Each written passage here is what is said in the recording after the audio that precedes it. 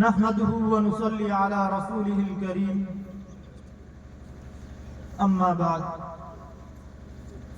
أعوذ بالله من الشيطان الرجيم بسم الله الرحمن الرحيم إن الذين يغضون أصواتهم عند رسول الله أولئك الذين امتحن الله قلوبهم للتقوى لهم مغفرة وأجر عظيم.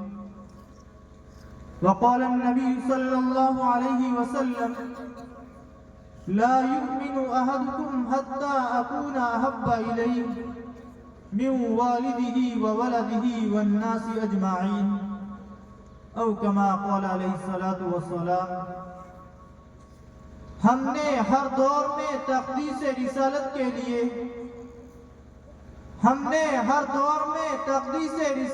لیے وقت کی تیز ہواؤں سے بغاوت کی ہے. توڑ کر سلسلہ رسم سیاست کا تلسم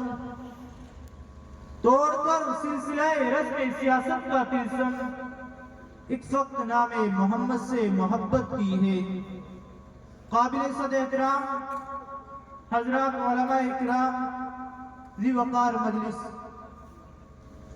یوں تو ہر دور میں مبعوث کیے جانے والے پیغمبر اور رسول کے متبعین نے اپنے نبی سے محبت کی ہے، مگر تاجدار خیر الامم کے جانثاروں کی جانثاری کی مثال پوری تاریخ عالم میں کہیں نہیں ملتی. جس شخص نے بھی رسول بطا حضور اکرم صلی اللہ علیہ وسلم پر ایمان لایا، اس کی رگ و ریشے میں حضور کی محبت اس طرح پیوست ہو جایا کرتی تھی کہ دنیا کی کوئی طاقت اسے چھین نہیں سکتی. ایک ادنا سے ادنا صحابی پیغمبر جس کی حضور سے کوئی رشتہ داری نہیں، حضور سے کوئی قرابت نہیں، حضور سے کوئی خاندانی تعلق نہیں، لیکن جب وہ ایمان لے آتا ہے اور اپنی زبان سے محمد صلی اللہ علیہ وسلم کی رسالت کا اقرار کر لیتا ہے تو حضور کا اس طرح دیوانہ اور سچا عاشق ہو جاتا ہے. حضور سے ایسی محبت ہو جاتی ہے اور ایسا نشہ چڑھ جاتا ہے کہ دنیا کی ساری مصیبتیں اور ساری قرابتیں اس کے لیے ہیت ہو جایا کرتی تھی. ایمان لانے کے بعد اب صرف ایک ہی نام کی رٹ ہوا کرتی تھی، وہ تھا نام محمد محمد محمد.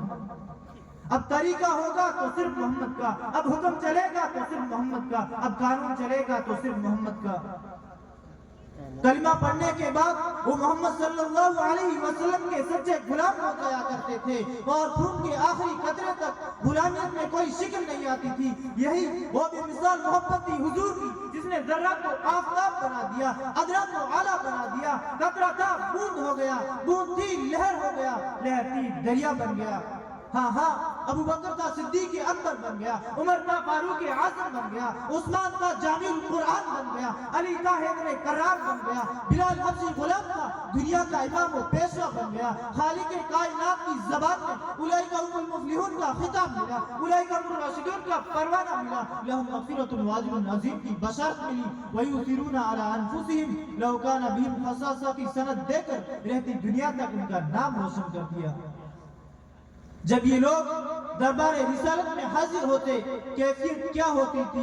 سورہ حجرات اٹھا کر دیکھو، ارشاد باری ہے ان الذین یغضون اصواتهم عند رسول اللہ اولئک الذین امتحن اللہ قلوبهم للتقوى لهم مغفرۃ واجر عظیم.